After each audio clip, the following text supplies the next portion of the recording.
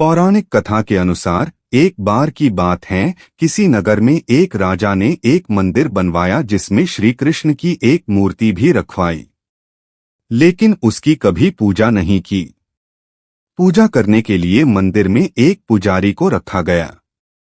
पुजारी नियमित कन्हैया जी को नहलाता और बड़ी ही श्रद्धा भाव से उनकी पूजा अर्चना करता।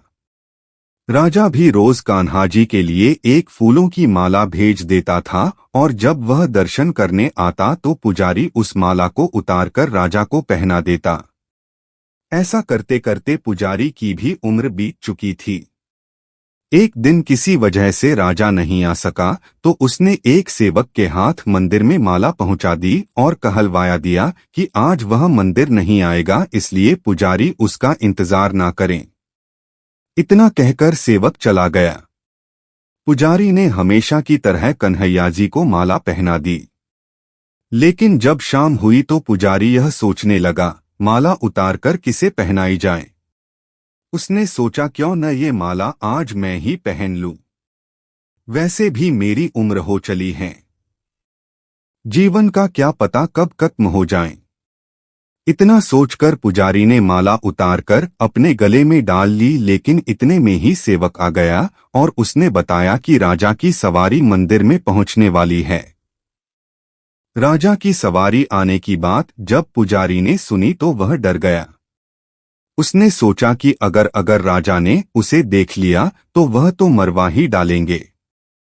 आनन फानन में पुजारी ने माला उतारकर वापस कन्हैया जी को पहना दी।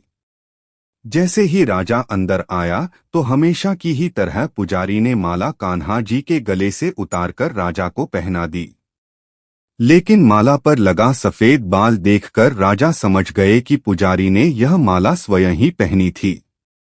बस फिर क्या था, राजा क्रोधित हो उठे और उन्होंने गुस्से में पुजारी से पूछा कि माला पर सफेद बाल कहाँ से आया। तब राजा की बात सुनकर पुजारी डर गया और बोल पड़ा, ये तो कन्हैया जी का है। अब तो राजा और भी क्रोधित हो गए, क्योंकि कान्हा तो भगवान हैं और उनके बाल सफेद कैसे हो सकते हैं। इसीलिए राजा ने फरमान सुना डाला कि कल श्रृंगार के समय राजा खुद आएंगे और देखेंगे सच में ही कान्हा जी का सफेद बाल है या पुजारी झूठ बोल रहा है। उन्होंने कहा कि अगर पुजारी ने झूठ बोला होगा तो उसे फांसी दे दी जाएगी। राजा का फरमान सुनकर पुजारी का बुरा हाल हो गया। उसने सोचा अब क्या करें, कहाँ जाए, अब तो उसका मरना तय है।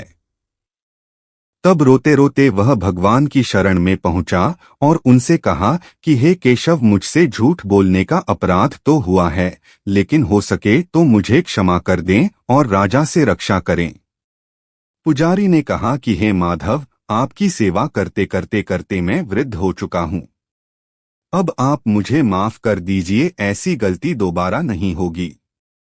यही कहते कहते पुजारी की न जाने कब आंख लग गई और उसकी आंख तब खुली जब सुबह हो चुकी थी।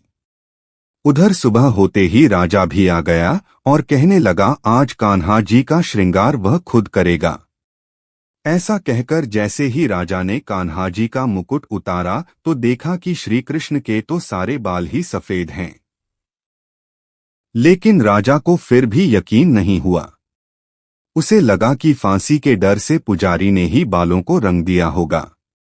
राजा ने सोचा कि क्यों न कन्हैया जी का एक बाल तोड़कर देखा जाए।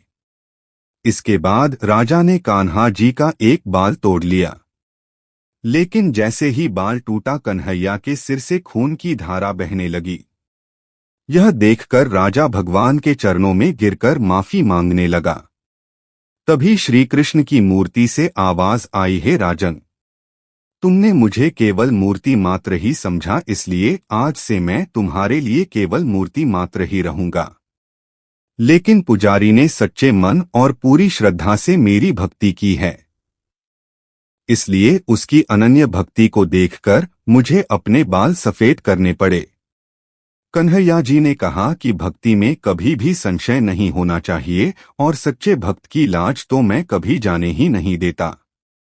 बोलो बांके बिहारी लाल की जय।